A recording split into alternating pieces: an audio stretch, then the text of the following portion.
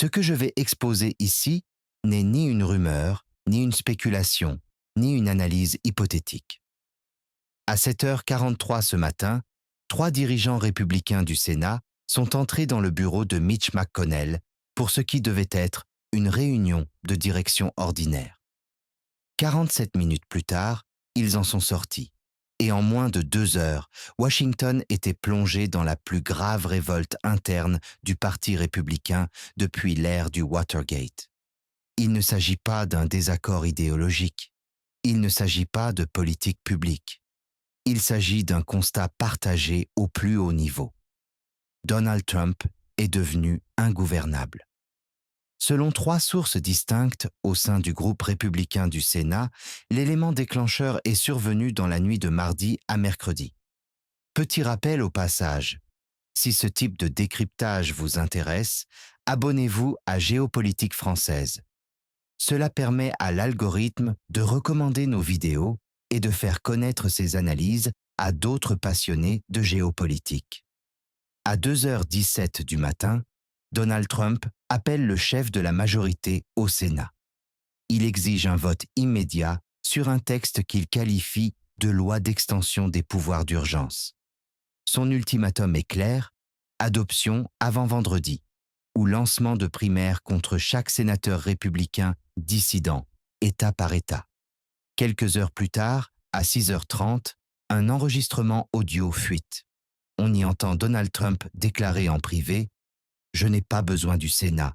Ces gens travaillent pour moi. » L'audio circule rapidement parmi les cadres républicains. La réaction n'est pas la peur, c'est la colère. À 7h43, une réunion d'urgence est convoquée. Mitch McConnell, John Thune, John Barrasso et John Cornyn se retrouvent à huis clos. 47 minutes de discussion. Et ce qui est décidé dans cette pièce constitue le défi le plus sérieux jamais lancé à l'autorité de Donald Trump par son propre parti. Pour comprendre la portée de cette rupture, il faut comprendre comment Trump a tenu les sénateurs républicains pendant près de 8 ans. Ce contrôle ne repose pas sur une vision idéologique.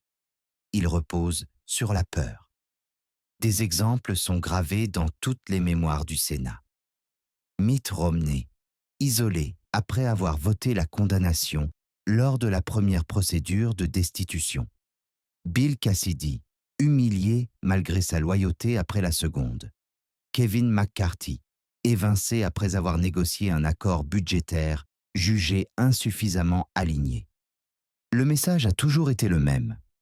La loyauté n'offre aucune protection durable, seulement un sursis. Mais cette mécanique de contrôle s'est fissurée cette semaine pour 3 raisons convergentes. Premièrement, le calcul électoral a changé. La carte sénatoriale de 2024 est défavorable aux républicains. 23 sièges à défendre contre seulement 11 pour les démocrates. Les sondages internes montrent désormais que l'association directe à Trump coûte entre 6 et 8 points dans des États clés comme le Montana, l'Ohio ou la Pennsylvanie. Un sénateur résume la situation ainsi. « Je peux défendre le conservatisme, je ne peux pas défendre le chaos. » Deuxièmement, l'épisode du Groenland a profondément inquiété les Alliés. Menacer militairement un territoire allié ne relève pas de la négociation stratégique, mais de la déstabilisation de l'ordre international. Les membres de la Commission des Forces armées du Sénat en ont parfaitement conscience. Troisièmement, la pression judiciaire s'intensifie. Les procédures pénales s'accélèrent, les calendriers se précisent, et la Cour suprême refuse d'intervenir en urgence. Un juriste républicain de premier plan l'a formulé sans détour. Nous risquons de nommer un candidat qui pourrait être sous le coup d'une détention fédérale avant novembre. C'est dans ce contexte que la réunion chez McConnell prend tout son sens. Selon une source présente indirectement à la réunion, McConnell commence par faire écouter l'enregistrement audio. Il le passe 2 fois. Personne ne parle. Le silence est décrit comme écrasant. John Thune intervient en premier. « Nous ne pouvons pas défendre cela. ni la rhétorique étrangère, ni l'exigence de pouvoir d'urgence, ni les menaces contre nos propres membres. John Barrasso exprime alors la crainte partagée par beaucoup. S'opposer publiquement, c'est accepter une destruction politique individuelle. Nous avons vu ce film. McConnell TAA, il va nous détruire quoi qu'il arrive. La seule question est de savoir si nous tombons en défendant un homme ou en défendant l'institution. John Cornyn ajoute la réalité électorale. Au Texas, chaque point perdu est lié au chaos trumpien. Les électeurs veulent de la stabilité, pas des crises permanentes. McConnell propose alors une réponse structurée. Une lettre collective refusant toute extension des pouvoirs d'urgence, un désengagement public de la campagne présidentielle si la rhétorique ne se calme pas et un engagement clair. Toute primaire lancée contre un sénateur sortant sera combattue par l'appareil officiel du parti. Un à un, les participants acceptent.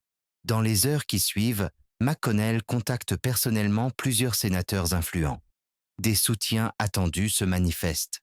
Mais deux ralliements provoquent de la stupeur. Lindsey Graham et Marco Rubio. Lindsey Graham, l'un des plus fervents défenseurs de Trump, justifie sa décision ainsi. Il refuse de défendre des menaces contre des territoires alliés. Il refuse la remise en cause de l'autorité du Sénat. Il refuse la criminalisation de la dissidence interne. La lettre est rédigée dans la matinée. Un texte juridique, constitutionnel, sans ambiguïté. Le Sénat ne peut plus, en conscience, soutenir des comportements menaçant l'ordre constitutionnel et les prérogatives institutionnelles. Avant midi, 12 signatures sont acquises. Lorsque Trump est informé, sa réaction est immédiate et brutale. Les appels se succèdent, les insultes aussi. Mais cette fois, les réponses sont différentes. L'après-midi, la fracture devient publique.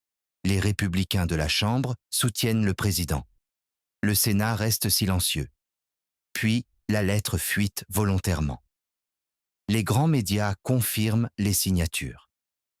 Il ne s'agit plus d'un désaccord privé, mais d'une rébellion ouverte. Derrière cette rupture, un plan de contingence est déjà prêt. Soutien collectif face aux attaques publiques, financement massif contre les primaires hostiles et, en dernier recours, limitation formelle des pouvoirs d'urgence par voie législative, y compris avec un soutien démocrate.